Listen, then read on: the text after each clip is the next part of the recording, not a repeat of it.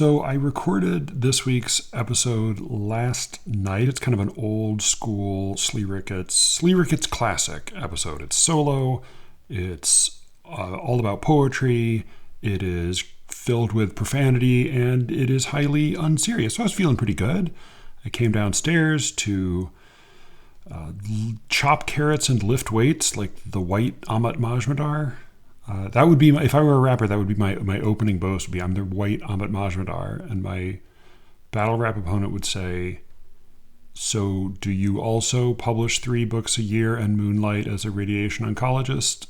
And I would say, no, even better, I publish 1 book every 12 years and moonlight as a podcaster.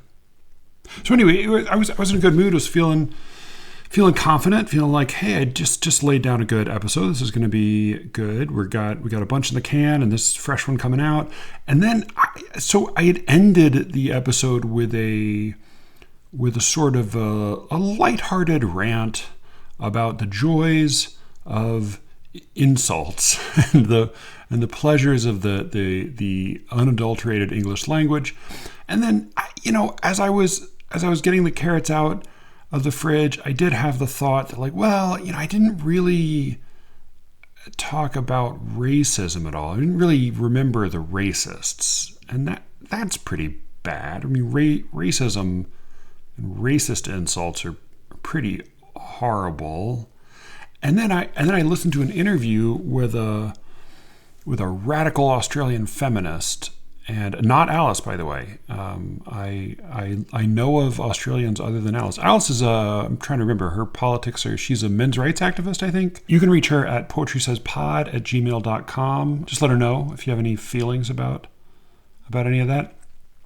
But so I listened to this interview, and the radical Australian feminist talked about getting vicious misogynistic abuse. I'm not laughing at the misogynistic abuse, which is horrible, but she got horrible misogynistic abuse online, and she was just talking about all of the ways in which nasty, mean men use words to abuse her, and all this just sort of got me thinking about my rant and how my full-throated, if slightly tongue-in-cheek defense of bad words and insulting language maybe had some flaws, maybe had some holes I hadn't quite accounted for. And then I thought, again, the spirit of this podcast is that it's better to go ahead and say the dumb, interesting thing and then get a lot of grief for it and then have a worthwhile conversation than simply to bite one's tongue and behave nicely and speak in sotto voce and produce Between the Covers by David Naiman. So I left it all in, and you can get furious about it at the end of this episode if you like. Thank you in advance for your understanding, and sorry, Nazis, still not a white supremacist podcast. Better luck next year.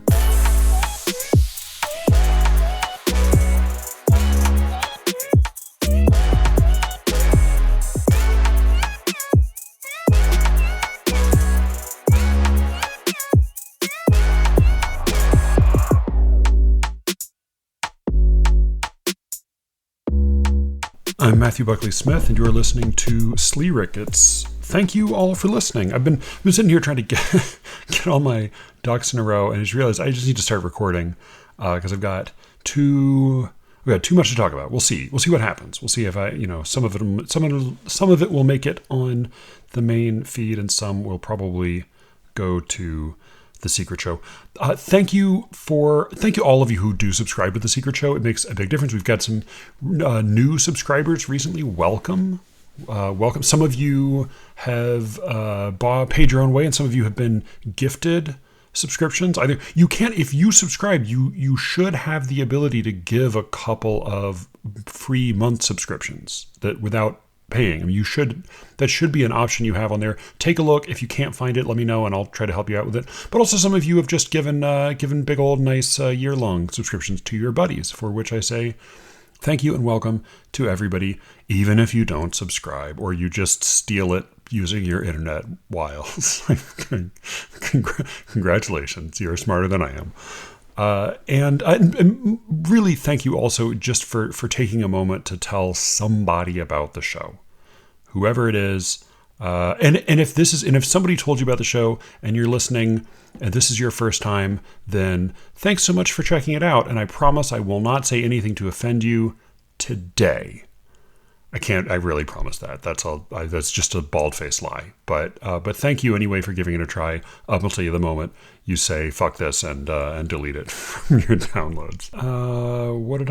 So I've got a bunch of really good episodes in the can, like long, juicy stuff, including one in which Cameron takes on the entire new formalist establishment and burns it to the ground, and another in which Alice comes back. Alice, who's been away way too long. We had a really fantastic and very long conversation that will probably get broken up into a couple of segments. But all of that is coming. I had to, though, do a solo ep to start off the year, and I got a couple of you wrote to me about this big end-of-year essay that appeared in the New York Times. You were... you were, like everyone in the poetry world, just thrilled to see it and welcomed with open arms Matthew Walther, conservative Catholic editor of the Lamp magazine and author of the opinion piece "Poetry Died 100 Years Ago This Month." I am kidding, of course, because everybody fucking hated this piece. As Shane said, everyone is freaking out about it. Poetry Twitter is losing it over this piece. I'm not on Twitter, and I didn't see a whole lot of this. I did look up just to see a couple of responses. I didn't want to quote anybody who was not, like, didn't have a big following, but I found some good stuff. First, though, I'll give maybe a brief overview of the piece because I thought it was very bad. I thought it was a dumb essay, but I didn't always think it was dumb in exactly the same ways that everybody else thought it was dumb. So partly the problem with it is that this guy, the argument he presents is to use an old workshop cliche. I think this is really two essays where he doesn't seem to have. He seems to be. It seems to be difficult for him to focus long enough to get a single argument out coherently. I was honestly shocked when I saw on Twitter that he referred a number of times to the editorial process that he went through with an editor to streamline the piece and give it more shape, because I can't imagine anybody edited this at all. He starts by saying, like many millennials, I was educated, if that's the right word for it, on the internet. The online music critics and anti-war bloggers of the mid-2000s who were my teachers did not introduce me to T.S. Eliot, but they made sure that I had reasonably detailed opinions about Apocalypse Now Redux, the 2001 update of Francis Ford Coppola's classic war movie. I have no idea what he's talking about here.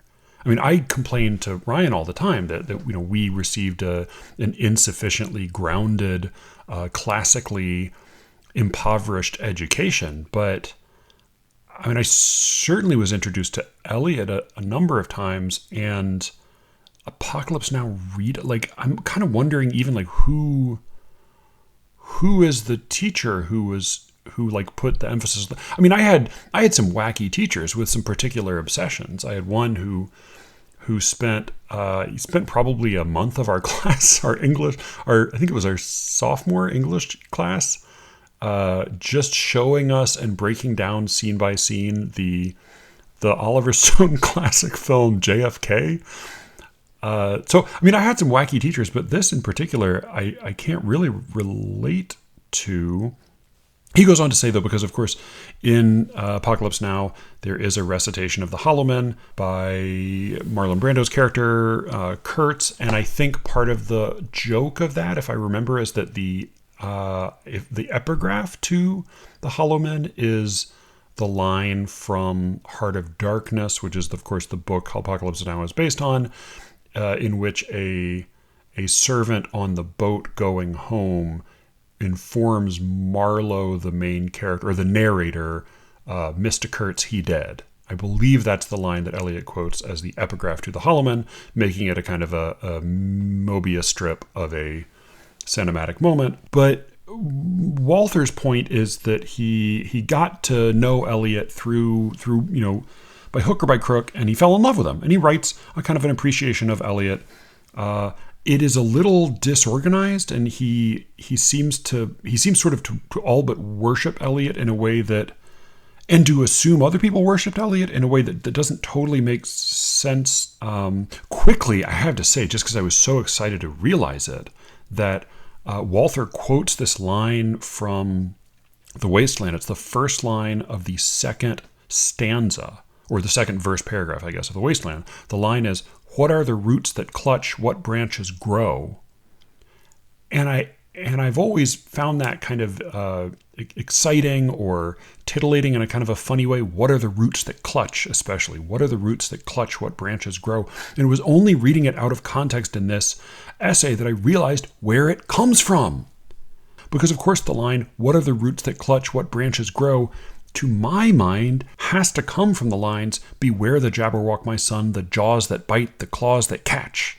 Maybe I'm crazy, but I hear that very vividly in Eliot, and I love it. I love both of those poems. So well done, Lewis. Well done, Eliot. Sorry, Lewis. Well done, Carol. Well done, Eliot. And well done, Walther, for pointing out. Well, he didn't point out that connection, but he pointed out the line. He says that people don't appreciate Eliot sufficiently, and he says, modest as the festivities have been on the 100th anniversary of the Wastelands publication in 1922, I am certain that in 100 years there will be no poem whose centenary is the object of comparable celebration. This seems to me true for the simple reason that poetry is dead. Indeed, it is dead in part because Eliot helped to kill it. So this is where I guess the essay just becomes a kind of a weird meandering Sunday drive of an opinion piece, because he then has to include his "to be sure" paragraph or two, in which he says, "Of course, poetry isn't literally dead. There have probably never been more practicing poets than there are today. Graduates of MFA programs working as professors in MFA programs." I mean, that sentence alone tells me that this is not somebody who works in academia. I mean, that could easily be like plagiarized, like lifted directly from Dana Gioia's essay, "Can Poetry Matter?" which I talked about sort of with John Dilworth, but that came out 30 years ago, I think, 25 years ago or more. And if you were to write it today, it should really read, "There have probably never been more self-styled poets than there are today. Graduates of MFA programs aspiring to work as adjuncts in MFA programs." Aspiring to work as adjuncts in undergraduate creative writing programs or undergraduate English programs. I mean, that's really it. Like that's what the graduates of MFA programs are doing today. They are hoping that their big break will come through and they'll get a 1-year gig teaching as an adjunct in an undergraduate program. That's the big dream. So the practicing poets, professional poets line, as biting as it was at the time, is really no longer applicable at all. He does sort of acknowledge that this is only the latest in a long tradition of essays about how poetry is dead. And then he says, but the autopsy reports have never been conclusive about the cause. He claims to be conclusive about the cause, but he names some other arguments other people have made. And then he says, the problem to me seems to be more fundamental. We stopped writing good poetry because we are now incapable of doing so. Okay, all right. Okay, so there's no good poetry because we can't write it. Why not? The culprit is not bad pedagogy or formal experimentation, but rather the very conditions of modern life which have demystified and alienated us from the natural world. I mean, that seems very familiar. Like that feels like something I have heard numerous times from various sort of somewhat conservative leaning poetry critics. Like that certainly doesn't seem like anything James Matthew Wilson has not said on like 50 occasions. Certainly feels like it could come out of any number of essays in the New Criterion. He then quotes a Robert Southey poem for some reason, and he said, and like his point at the end is that we today find this passage boring. I mean, it is not a great passage. He also quotes it in block quotation format, but without breaking the lines, which is just absolutely drives me crazy to look at. It's totally unclear what Robert Southey is supposed to represent now versus what he is supposed to have represented, except that we are out of touch with nature, or, as William Wordsworth put it, 200 years ago, little we see in nature that is ours. We have given our hearts away a sordid boon. So again, like it is totally unclear what this argument even is, and certainly what of it is original. Modern life is disenchanted by science. I mean, that's also the argument made by Edgar Allan Poe in his sonnet to science. He says the muses have left us, and we wish we need them to come back, which is, again, it's something Blake says over 200 years ago in his wonderful short poem To the Muses. I believe that's what it's called. Really lovely little poem of his. He then sort of stumblingly transitions back to Eliot after having made this kind of half-hearted claim about how we can't write nature poems anymore, I guess. He quotes the love song of Gerald Prufrock again in block quote format, but without breaking the lines, which is just fucking what? Why? Even if your argument is that you need to save column space, like even if this is a format borrowed from the print edition, you still could save more space by simply not block quoting it if you're not going to break the lines anyway. So I totally am baffled by this editorial decision, which is one of the reasons I assumed there was no editor. He then goes on to cite The Wasteland without he refers to a line in the prosody of a line in The Wasteland without quoting the line, which is not great practice.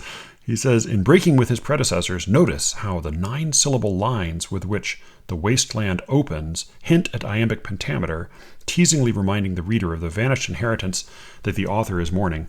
And I know the first line of The Wasteland, April's the cruelest month, breeding, is 9 syllables, but I don't know, all of the lines that follow in that little section that do have a somewhat, they all end with present progressive verbs, breeding, something, something, something. Those definitely don't all have 9 syllables. And as Joshua Megan wrote in to say, like, basically this was what drove him most crazy in this article. And I kind of sympathize, because it is so maddening to hear people who kind of vaguely remember learning about meter back in high school refer to fucking syllable counting as like the way that in which we scan lines, refer to like, well, does this have 10 syllables and thus is it iambic pentameter? Or does this not have 10 syllables and thus is it not iambic pentameter? When of course, like, there are 9-syllable lines that are exactly iambic pentameter. They're just called headless lines. And there are 11-syllable lines that are also iambic pentameter. And there certainly are plenty of 10-syllable lines that are not iambic pentameter. Syllables are not the same thing as feet. God damn it. And also, if you think like, if the syllable count of the opening lines of The Wasteland, which, as Megan also points out, like, contains plenty of absolutely standard blank verse lines, and intermittently rhyming iambic pentameter lines. If like the syllable count of the first few lines is that's your landmark for identifying that Eliot was nodding to the tradition, like if that's the only sign of the tradition that is being departed from that you can find in The Wasteland, then like you're fucking illiterate. I mean, it's just a bizarre observation. And again, it's one of my jokes to my friends when I first started this podcast is that I wanted to make a dumb podcast for smart people. This is like a smart poetry essay for dumb people. So it's totally maddening to read. He goes on to end on this, like, this oddly, he ends by like citing Slavoj Žižek, who's a radical socialist philosopher, who's very famous for saying it's easier to imagine the end of the world than it is the end of capitalism. He says, Walther says, for my part, I have an easier time conceiving of a world socialist utopia than I do a revival of poetry in English. Which, like, okay, sure. I mean, again, like, I don't know what revival means. I also don't think that Zizek would say that the only way that capitalism can end is if we achieve a world socialist utopia, but fucking whatever, man. I mean, I'm sure this guy doesn't consider himself a socialist. I'm not totally sure why he's tapping Zizek for a last minute appearance in his essay, except that maybe he thinks that'll troll the libs in the New York Times. I don't know. And then he ends by citing a line from Eliot's Ash Wednesday. Lost heart stiffens and rejoices in the lost lilac and the lost sea voices, which is beautiful. And then he says that leaves us in the somber position of Eliot's speaker in Ash Wednesday, mourning the absence of something he cannot name. So we're mourning the absence of something we cannot name. But I thought he did name it, and its name is poetry. And that's the thing we're mourning the absence of. Anyway, it is a highly confused and confusing essay, obviously titled and intended to provoke. He apparently did totally provoke people. He infuriated poetry Twitter and plenty of other poetry social media scenes, and presumably got extra traffic for his little conservative culture magazine, which, like, good for him. I did think that there was all right, so a couple quick notes, because I'm trying to get my fucking lands in order here. All right, well, so first, I do think that there is actually an argument he makes in here that is a worthwhile argument. It is totally buried within a bunch of poorly thought through claims, and he makes too much of it.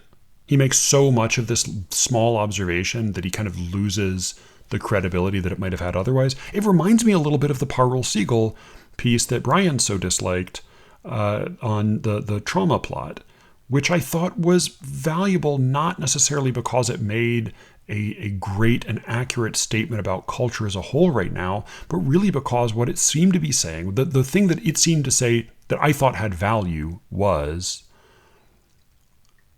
this is a thing we are doing a lot lately. We are doing it almost reflexively at times without thinking about it. I'm tired of it.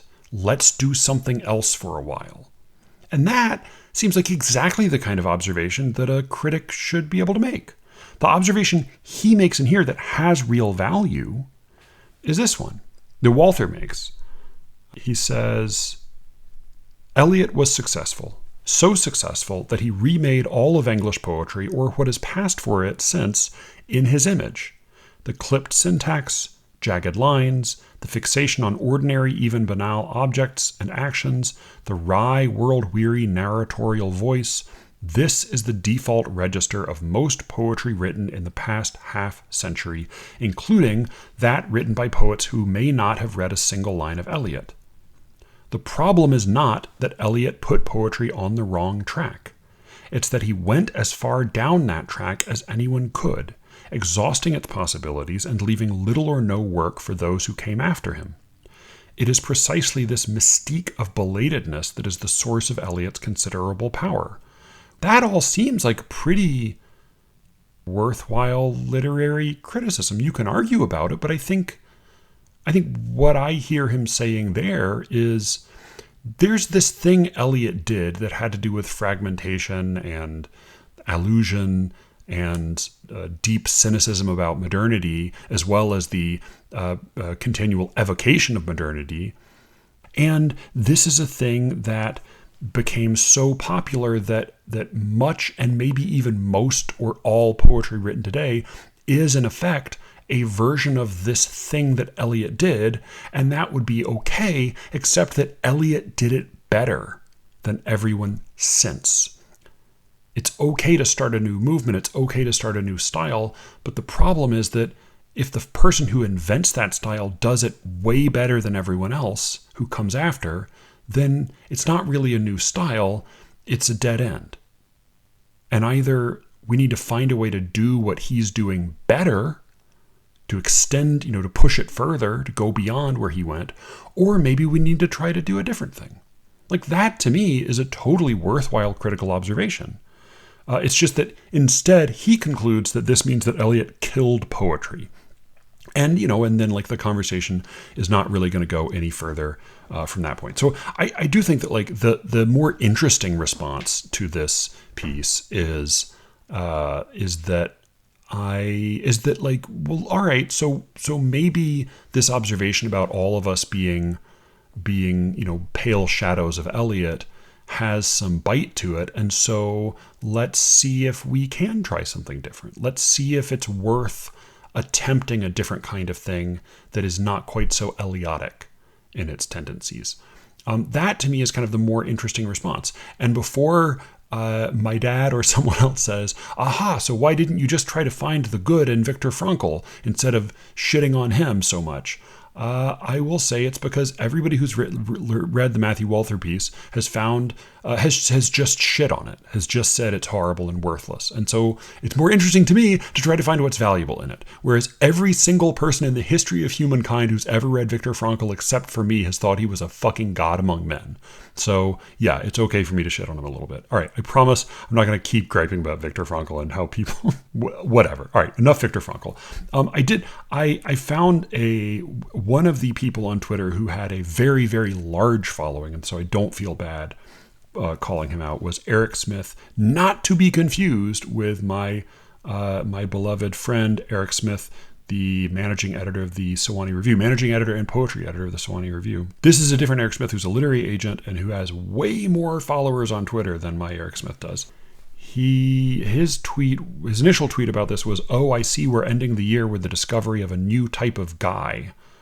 Type of guy being a joke about somebody, a type, that we can make fun of this guy for being a type rather than an individual, which is fine, I guess. I'm not sure what new type this would be. But then he goes on kind of more interestingly to make a couple of pointed remarks that got a lot of response, or at least a lot of traffic. So one, very simply and just, I thought, hilariously, he said, these are sort of his responses to his own tweet. He said, "Anyhow, here are a few modern poets I'm totally smitten with." Great, totally fair response, right? If somebody says poetry's dead, nobody's writing any good poetry today, a totally fair response to that claim is to say, oh, well, what about these people whom I love? I certainly felt that same response when I read the piece. Great, fine, wonderful. Share poets you love, recommend people worth reading. Excellent. It's just that I have to laugh a little bit at Eric Smith, whose handle on Twitter is @EricSmithRocks, and who, by the way, when I looked him up, his most recent... I mean, he's got 80,000 Twitter followers. He's a literary agent, whatever. Eric Smith is a young adult author and literary agent with PS Literary living in Philadelphia. Query him if you've got a young adult novel you're hoping to sell. His latest book is called Jagged Little Pill, the novel, a collaboration with Alanis Morissette. Great. Oh, sorry. That's not all. It's a collaboration with Alanis Morissette, Diablo Cody, and Glenn Ballard. And it's not just a novelization of her album. It's a novelization of the musicalization of her album, which oh man, God, good for you, Eric Smith. I hope you hope you made good. Now I just like him. Now I just feel he's got his little Kangol hat and his cool guy t-shirt. God bless Eric Smith. All right, everybody go be nice to Eric Smith. First though, he makes this joke at Walther's expense that I think is sort of both fair and weirdly telling, like in not quite the way that he may intend. So he cites a quotation. He cites a tweet that I think he screen capped it so as not to give traffic to Walther. But he cites this tweet Walther wrote in response to some criticism of his piece. Walther says, "For me, the best test of poetry is always that of unconscious staying power. I challenge anyone who wishes to defend the honor of contemporary verse, formalist or otherwise, to rattle off, unaided, any 10 lines of the stuff." The house where we were happy, perhaps it's standing still on the wrong side of the railroad tracks halfway down the hill. Perhaps new people live there who think the street name quaint and watch the dogwood petals shiver down like flakes of paint. Perhaps they find it rich when spring is making shift to find the bank in blooming pink where we had planted thrift. Perhaps they reap our roses in an antique jelly jar, and maybe they are happy there and do not know they are. Now, I'm pretty sure I dropped a stanza. I think it's a 5-stanza line, and I just recited the 4, but that's 16 lines. So go fuck yourself, Matthew Walther. But what more importantly, Matthew Walther says, for me, the best test of poetry is always that of unconscious staying power. I challenge anyone who wishes to defend the honor of contemporary verse, formalist or otherwise, to rattle off unaided any 10 lines of the stuff. And then directly next to that, Eric Smith snapshots a correction that was made to Walther's piece in the Times. The note reads, "A correction was made on December 29th, 2022. An earlier version of this article misquoted a line in the love song of J. Alfred Prufrock. It reads, 'When the evening is spread out against the sky,' not 'with the evening spread out against the sky.'" So Eric Smith juxtaposes those two passages with the implication, I guess, meaning that Walther misquoted Prufrock. And there's no excuse for misquoting Prufrock in an essay in the New York Times. He or someone else should definitely have fixed that. But it's a bizarre suggestion. The suggestion seems to be that Walther has been owned because he failed to quote Eliot precisely. And I just find that to be a completely baffling supposition. To me, misquotation is akin to mispronunciation. I filled in for Alan Shapiro a couple of times at UNC when he taught there. So I came in and taught a couple of his classes, and what he would do in order to prepare me was he would send me his syllabus and then give me notes on what they were doing in class and what was going on. And usually his students were so well prepared that I basically didn't have to do anything. They more or less ran the class for me. But I read Alan's syllabus every time he said, and the thing about Alan's syllabi is that they're basically 50-page primers on poetry. He doesn't just write a syllabus that's a couple pages telling you what you're going to do that semester with a few notes about not plagiarizing things. He writes a giant packet filled with poems and essays about prosody and essays about modern poetry. They truly are little, every syllabus he writes or wrote is a little version of the pamphlet that E.B. White expanded into the elements of style. It's this little impromptu masterclass in poetry. So I am definitely trying to get Alan on the show, and I think it's really going to be good. I want to try to get him to talk about how he distinguishes between accent and stress, because Josh said he also had something to say about that distinction, and so it's one I'm very interested in, and maybe we can get into more of that. Maybe we can get super nerdy with some prosody coming up soon, is what I'm trying to say. But here's the thing about Alan's syllabus. When you go through it, it's crammed with poems, tons of poems. And they're often great little finds, things that I'd never seen elsewhere. Poems what's the name? Donahue's Sister. That's it. Donahue's Sister is a Tom Gunn poem that I did not know. Holy shit. I'll see if I tried to send it to somebody recently. I'll see if I can find a copy of it because it's so fucking good. So yeah, just great little poems in these syllabi. But here's what I noticed when I looked, because some of them I knew myself, some of them are, ancient poems, classic poems, some are more recent, some are less well known. But the thing I noticed when I started to go through them was that there were just occasionally funny little errors. And there would be sometimes errors of the line was wrong. He'd broken the line in the wrong place. Occasionally he misspelled things, or sometimes he spelled things in a way that was maybe a standard spelling, but not the spelling used in the poem.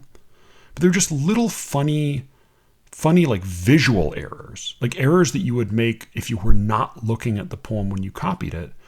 And it was only on like spending a lot of time with him later in person, going over poems that he loved with Jonathan. He would just sit down and talk to us about some Coleridge poem he loves.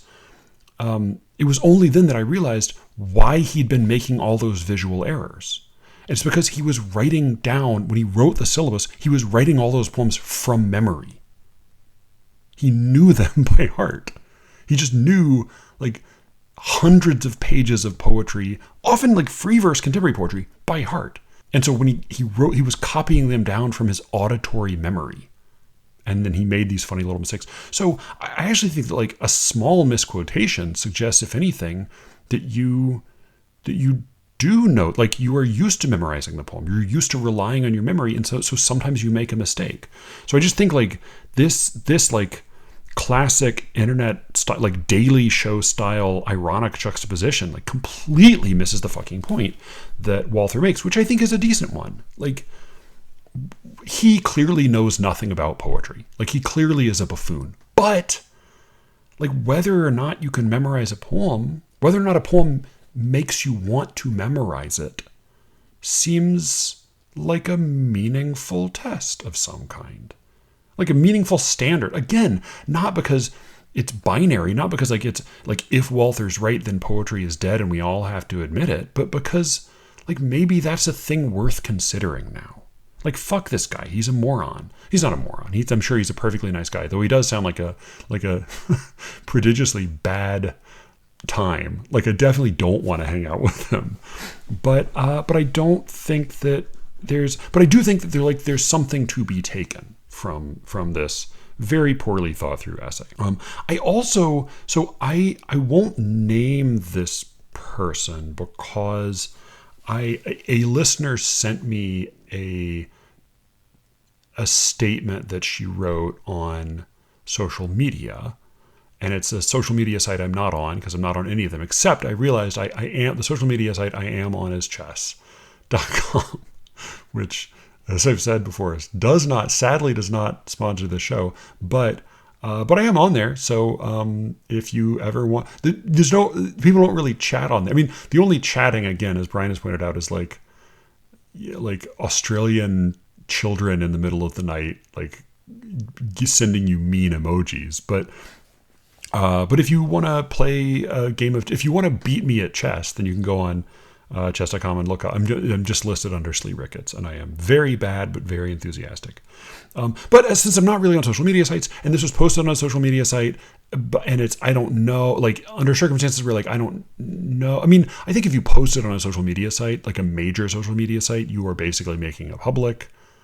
If you're Eric Smith and you're doing it specifically in order to get likes and retweets and you have 80,000 followers, then I think I don't feel bad. But in this case, I just wasn't sure. So I won't name the person who wrote this, but I did think that what she wrote was worth citing for maybe a couple of reasons. So I'll just say this is a poet in her mid-50s who is very well established, well-known, not a superstar, but like has a very cushy sinecure in academia and has published many books and gotten many national fellowships and awards and things. So like a well-established poet. And here's what she said about Walther's piece. She said, "So I read the latest article declaring the death of poetry, and as usual, the writer knows little about poetry, past or present, though he has down a few of the basics about Eliot. For example, vis-a-vis TSE's relationship to the iambic pentameter line. I have to say, I'm not sure that he quite has that down, but okay, whatever." She goes on, "There are lucid and intelligent ways of being unhappy about the state of the art, and one not need be a writer of poetry nor of poetry criticism or scholarship to mount a critique. But unfortunately, today's offering can be summarized thus." And this is so she's ventriloquizing Walther. She's saying this is basically what he's saying. The rest of what I'm going to read from this older female poet is a ventriloquization of what she believes Walther is actually saying. So here, she quotes him, so to speak, as saying, "I like this one great poet mostly because I came across him when I was young and the world seemed open to me, and though I don't know anything about any of his great contemporaries, those aligned with him or those who opposed him, and though I don't know anything about what followed in poetry, and though I don't actually understand anything about the romantics or nature poetry as evinced by my use of Robert Southey to make my point, and because I myself didn't hear about any centenary celebrations of this one great poet, even though there were a number of publications and performances, and also because I'm a cocky millennial man boy feeling a bit disappointed about my life. And because I know somebody at the New York Times, I'll feel entirely comfortable writing some nonsense which they'll publish because they know it'll irritate the people who actually spend time reading, writing, teaching, and conversing about the art, and give them something to complain about on social media. Or more briefly, I don't know much about poetry, but ignorance need be no barrier to my expressing generalized opinions founded on lack of understanding of the art, along with vague ideas of value that I've neither examined nor revisited since I first read a poem." I agree with like 85 to 90% of that. Like I think she's pretty right about her criticisms and mockeries.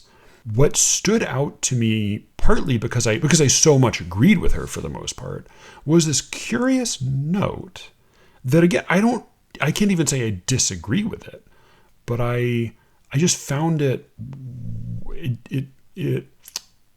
leapt out at me. And I've just been chewing it over and thinking about it. So she said, she sort of ironically quotes him as saying, "I'm a cocky millennial man boy feeling a bit disappointed about my life." So let's see. I'll go ahead and break that down.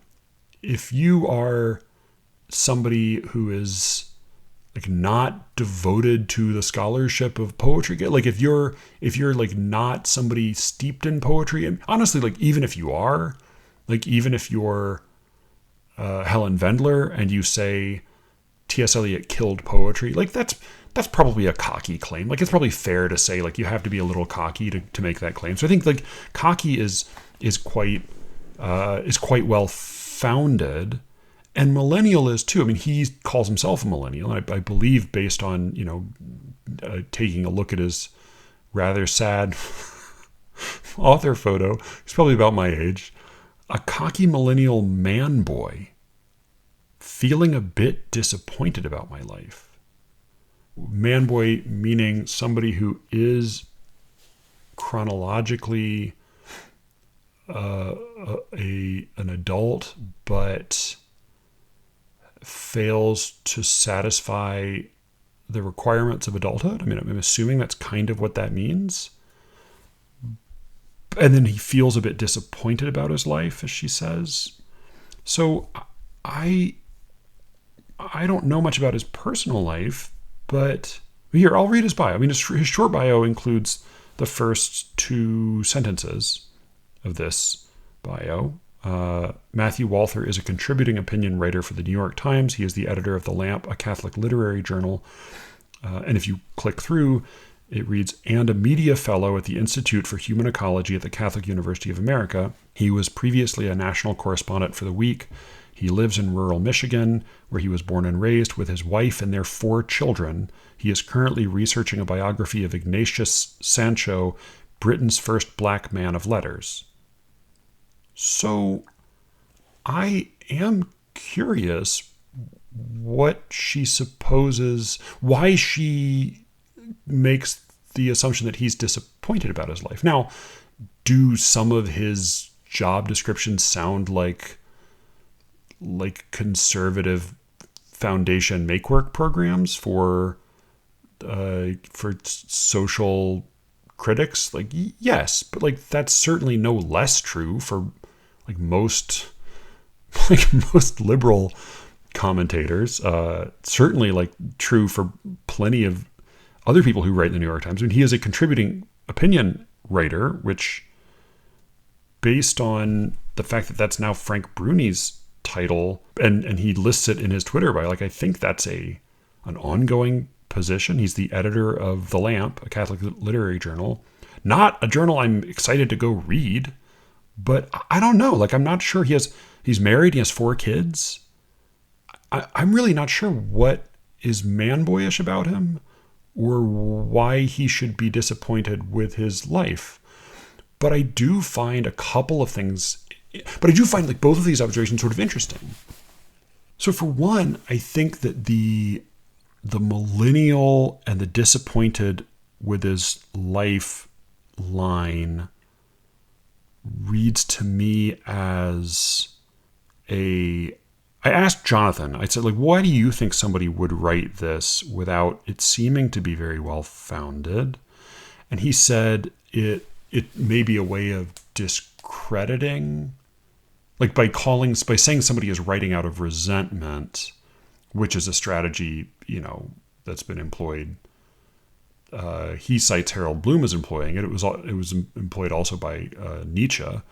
And so maybe that's what this poet is saying about Walther, that he's writing out of resentment. Again, it's a little bit of a well-poisoning claim because, of course, he can't say, no, I'm not. He can't say, I'm not disappointed with my life. I mean, it's hard for him to come back at that kind of accusation.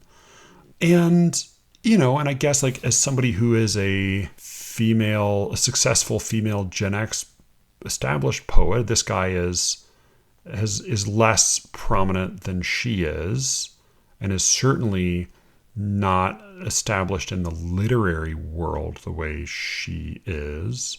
Although he does have I guess he does have a voice at the New York Times, which is a prominent, which is the paper of record. So like I guess there's I don't know. I mean, I here's my speculation, which is also unfair, but I guess turnabout is fair play. Here's my because here's the thing. I hear this kind of claim made not infrequently. Like I hear man-boy or man-child, or this kind of like, resentment, writing. I hear this used to dismiss writers not infrequently. And it's definitely like true in many cases. Like it's really like more applicable to me than it is to this guy. But I wonder why it's something people reach for. And I think because I do tend to hear it mostly from baby boomers and Gen Xers. And while like Brian is right, generations aren't real and generational warfare is usually a lot slipperier and less clear cut than we seem to suppose. I do wonder a little bit about sometimes we disparage people who are less successful than we are, not just because they deserve disparagement, but because doing so makes us feel less guilty about being more successful than they are. And I wonder a little bit here if, like, saying he's disappointed with his life, like things haven't worked out for him, and presumably if he's a cocky man boy and he's a millennial with all of the all of the bad associations that come along with that, the entitlement and the laziness, right? This is what we hear about millennials. And so there is this suggestion that like he probably thinks that he's entitled to something that he hasn't gotten, but really he doesn't deserve anything he hasn't. He doesn't deserve to be more successful than he is. He doesn't deserve to be as successful as the older female poet criticizing him. And maybe disparaging him in this way is a way for her to deflect any doubt about whether she is where she is purely by merit or possibly by luck, right? Which is the reason most of us are wherever we are. Like most of the success any of us have in any mode is mostly due to luck, right? Which isn't to say the hard work doesn't matter, but luck matters more, like a lot more. So I don't know. I found that like that the man boy thing and the millennial cocky disappointed with his life. I just found that to be like a fascinating note. I don't have like a very, as you can tell, like I don't have a really crisp theory of that, but I am interested in that as a line of criticism and a trend. So I'm curious, like, if any of you have thoughts about why people talk that way, or maybe like something I'm missing. Maybe it's a totally fair line of attack, and I'm just overlooking something obvious. So please do let me know what you think about that. It also, though, I wrote a note. Alice and I talked a little bit about this. I'm interested in the gendered aspect. I know Ryan hates that word. He hates when I call something gendered, which is an ugly word, but maybe it's useful. When gender is overlaid onto something where it might not belong otherwise. And it is, man boy is clearly a gender specific insult. It's also one that is totally socially acceptable among people who find female gender specific insults to be very unacceptable. Like, to say, like, I would bet $100 that the person who called this guy a man boy would object if someone referred to a woman writing a similar essay as being hysterical, right? Hysteria being, historically a disease stemming from the wandering of the uterus, right? This is the old wacky theory about what hysteria was. So it's a very gender specific insult, though of course we do use hysterical sometimes to refer to the behavior of men as well. But I would bet $100 that this poet would object if someone called her, say, hysterical, but she blithely called this guy a man boy. Now, Alice's response was to say, well, she shouldn't have done that. Like, that's a mean thing to say. Man-child, which is maybe the more common version of that insult, is a mean thing to say. We shouldn't say those things, and maybe we will, over time, find that we use this kind of gender-specific insults, these kind of gender-specific insults less and less often, and that will be a good thing. And Alice is a better person than I am. Because I don't know. I mean, I chafe a little bit at her calling this guy a man boy, but I also don't know that it's wrong. Like, as a connoisseur of insults, I have to give her credit. Like, cocky millennial man boy who's probably disappointed with, I'm a cocky millennial man boy feeling a bit disappointed about my life. Like, that's pretty good as an insult. And like, when you're building up an insult, sometimes you need some momentum. Sometimes you need to fill the rhythm out. Sometimes you need some specifics to give it a little bit more sting. And I think, like, that's fine. I think that's fine. And I also think that at least the way we talk about gender, I mean, Brian is a great gender abolitionist. I mean, he believes that gender is basically meaningless, that there's no behavioral or sociological differences. There are no social, behavioral, psychic differences between men and women, he says. And I think Brian's also, I don't know that Brian's a better person than I am. He's a smarter person than I am. He's a more knowledgeable person than I am. But I think I break with Alice and Brian both here in thinking, like, actually there are maybe some qualities we at least associate with one gender over another. And some of those qualities attach themselves to insults. And insults are supposed to be insulting. And so, as somebody who loves good insults, I would kind of prefer to say, like, no, go right ahead with it. It's interesting, like, it's totally, completely acceptable to, let me put it this way, like, in the last several years, as it has become less acceptable to call women girls, it has become more acceptable to call men boys. And, like, some examples of the 100% feminist approved insults that include this term are soft boy, fuck boy, soy boy, man child. Also completely acceptable and maybe even virtue signaling are words like creep, dick, prick, simp, wanker, white knight, we use pejoratively for all the boomers out there, or incel, which is, again, like, it's been like incels invented incel to reclaim the condition, and then it was reclaimed by people using it in a derogative way. So derogatory way. So I'd say, like, an amazing development for that term. But at the same time, it has become totally unacceptable in the same social circles to use terms like catty, shrill, hysterical, chick, bitch, bimbo, skank, cow, sow, slut, cunt, twat. Cunt or bitch is still acceptable if you're applying them to a man, or you're English, I think, in the latter case. There was like a weird pseudo discourse several years ago where like people made a big point about how we should call women assholes. Like asshole is traditionally used to apply to men only, and bitch I guess was applied to women. But we integrated asshole. We co-educated asshole, so that now it was funny to me. It was like there was like a push to say like, no, call women assholes too. Pussy, sissy, cocksucker, those are all taboo. Again, I'm not fond of being called any of these things, but I think that they're insults. They're supposed to be insulting. Cocksucker, of course, has like a homophobic connotations, I guess, because you're saying suck. Like the thing, my objection to cocksucker is not that. I mean, it has an amazing like rhythm and sonic quality as an insulting word. Like what a perfect sounding insult word cocksucker is. It can be deployed with extraordinary eloquence if you've ever seen Deadwood, which is probably, I mean, truly the highest, best, and last great use of the word cocksucker is like every episode of that show. But my bigger objection is that it suggests that sucking cock that there's something wrong with sucking cock. That like even from like a macho homophobic perspective, there's something wrong with sucking cock. Whereas I think like sucking cock and eating pussy are like two of the more noble human pursuits. Like it is, giving oral sex is fun. It's challenging. You have to be good at it, and you can get better. Right? It's a skill. The person who's receiving it also has to be extremely vulnerable.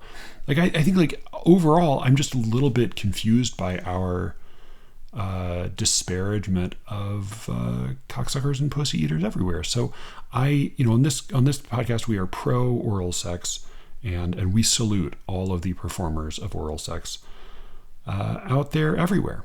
Bizarrely, amazingly, and thankfully, blessedly, motherfucker is still okay. It's still totally okay to tell someone that he has sex with his mother, like as a casual insult.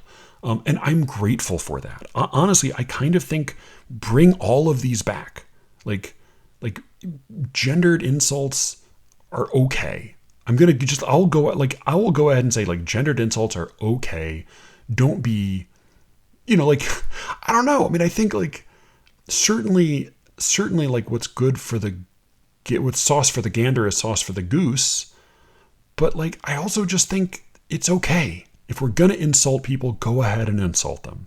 Like commit to insulting people. I think like part of what bothers me a little bit about some, like right wingers have no problem with calling people cucks or bitches or whatever. And like a lot of that's ugly and stupid and awful. But like part of what bothers me, I think, about like some progressive righteous insult usage is that it seems to want to have its cake and eat it. It seems to want to have the fun of insulting people while retaining the moral high ground. And I think like go ahead and just accept that you're being an asshole.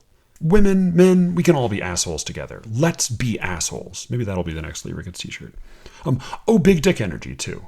Alice made me promise that if I talked about this on an episode, I would call that episode Blood and Big Dicks, because she bemoaned the fact that she was told recently that she should not use the term big dick energy because it was in suggesting that people with big dicks have a special kind of give off a certain confident vibe that people find appealing. The suggestion, of course, is that people with small dicks or average dicks do not, and that's sort of sad or demeaning toward the small dicked among us. And that's true. Like that is what happened. Like that is what big dick energy means. But like Alice said, like, oh, well, like, shouldn't she also be able to claim to have big dick energy?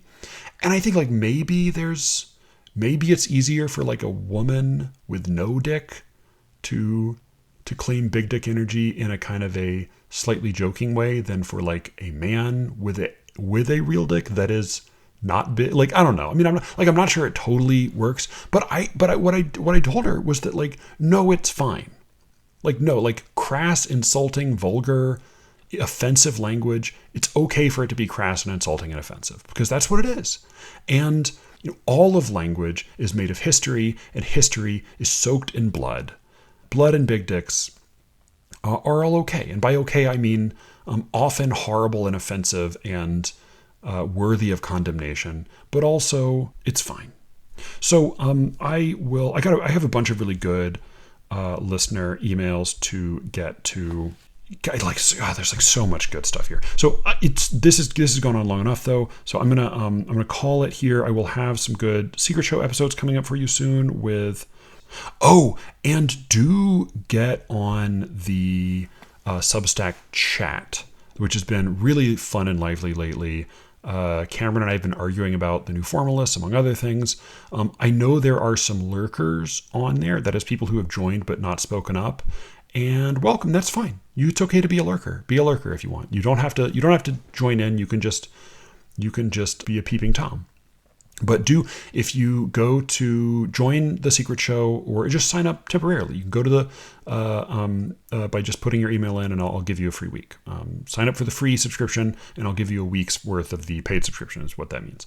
But then join the Substack and just like join in our little fun phone argument thread, because it's been juicy lately, and it's also helping me prepare for some episodes. Like it's helping answer some questions about things we might be getting into. Ethan asked a question about line breaks that I procrastinated answering because there was too much to say, and I think I'm just going to do an episode about it. So more with all of that coming soon, but do go to sleerickets.substack.com, or if you have more direct complaints to make, just write me at sleerickets@gmail.com. And with any luck, I will be speaking to you again very soon. Until then.